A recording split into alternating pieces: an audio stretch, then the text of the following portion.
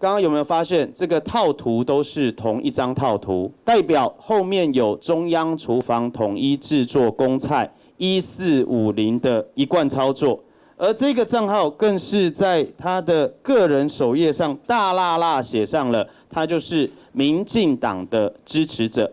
我们要说，民进党的支持者什么时候突然间那么关心郭台铭，一定要求郭台铭参选的？这些要求郭台铭参选到底的，他们真的是郭粉吗？他们真的是中间选民吗？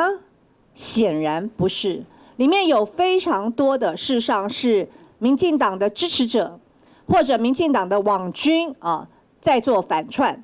所以我们在这边啊，也要郑重，而且也要拜托啊，郭台铭郭董事长，不要受骗上当。